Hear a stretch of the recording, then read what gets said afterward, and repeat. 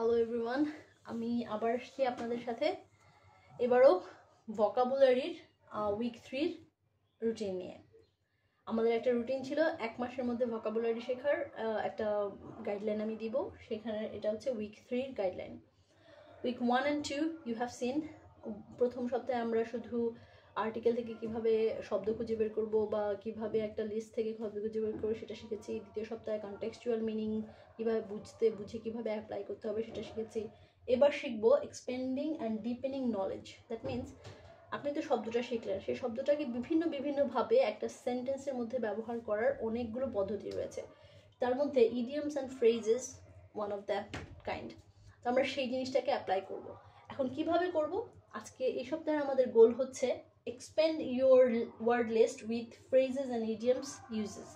Phrases খুঁজে বের করবো, ইডিয়ামসের ইউজেসগুলোকে আমরা শব্দের মধ্যে শিখবো, শব্দগুলোকে সেখানে ব্যবহার করে শিখবো, তাদের ব্যবহারগুলো শিখবো, ডেফিনেশনগুলো শিখবো। এই কাজটাই আমরা এই সপ্তাহে করব। 15 থেকে 19 দিনে কি করবেন? 15তম দিন থেকে 19তম দিন পর্যন্ত আমরা যেটা করব সেটা হচ্ছে 10টা ওয়ার্ড খুঁজে বের করব, ফোকাস করব ফ্রেজাল ওয়ার্ডস অ্যান্ড ইডিয়ামসের উপরে। এগুলো আমরা যে কোনো লিস্টে পেয়ে যাব। আপনি যদি গুগলে নর্মালি সার্চ দেন ফ্রেজেস অ্যান্ড ইডিয়ামসের লিস্ট, ওয়ার্ড লিস্ট, আপনি অনেকগুলো পেয়ে যাবেন। তারপর হচ্ছে অ্যাক্টিভিটিসটা কী হবে?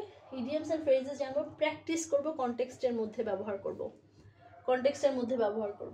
ডে 20তে আমরা যেটা করব সেটা হচ্ছে স্পিকিং প্র্যাকটিস করব। ফ্রেজেস অ্যান্ড ইডিয়ামসগুলো রাইটিংয়ের থেকে সবচেয়ে বেশি ব্যবহার হয় হচ্ছে আমাদের স্পিকিংয়ে যদি আমরা এটাকে ব্যবহার করি তাহলে আমাদের স্পিকিংটা আরও অনেক সুন্দর হয়ে যায়, কনভারসেশনটা অনেক বেশি ফ্রুটফুল হয় এবং শুনতে ভালো লাগে। তো এই যে আমরা যেটা ব্যবহার করবো, স্পিকিং আমরা কিভাবে ব্যবহার করব, কিভাবে আমরা সেই বিল্ড আপ করবো, সেটা হচ্ছে 2 থেকে 3 মিনিটসের একটা ভিডিও তৈরি করব বা অডিও ফাইল তৈরি করব এবং সেটা শুনে তার মধ্যে আমাদের প্রোনাউন্সিয়েশনগুলো কীরকম হয় সেটা দেখব, আমাদের ব্যবহারটা সঠিক হচ্ছে কিনা সেটা দেখব। তারপরে আমরা আবার এরকম ভিডিও করবো। এটা কন্টিনিউয়াসলি 2-3 বার করলে আপনার প্রোনাউন্সিয়েশনও ঠিক হয়ে যাবে, অ্যাট দ্য সেম টাইম আপনার ব্যবহারটা আরও বেশি ফ্রুটফুল হবে এবং ইফেক্টিভ হবে মনে রাখার ক্ষেত্রেও। ডে 21-এ আমরা যেটা করব সেটা হচ্ছে এখন আর আমরা শর্ট স্টোরি তৈরি করব না বা হচ্ছে কোনো কিছু লিখবো না। যেটা করব সেটা হচ্ছে আমরা গেম খেলবো। গেমগুলো কীরকম? স্ক্র্যাবল নামে একটা গেম আছে, এই যে অনেকগুলো লেটার দেওয়া থাকে একটা বোর্ডের মধ্যে, আপনি শুধু লেটারগুলো সাজিয়ে ওই ভিন্ন শব্দ ব্যবহার করতে পারবেন। সেখানে লিমিট থাকে, কয়েকটা লেটার দেওয়া থাকে, সেই সব লেটারগুলোকে এদিক ওদিক সাজিয়ে ওয়ার্ড বানাতে হয়। সেটাতে পয়েন্টস আছে। আপনি অ্যাপসও পেয়ে যাবেন, স্ক্র্যাবল অ্যাপস নামেও আছে। গুগলে সার্চ দিলে আপনি স্ক্র্যাবলের যে ওয়েবসাইট আছে সেখানেও গেমটা প্লে করতে পারবেন। Boggle, which is also like a word game.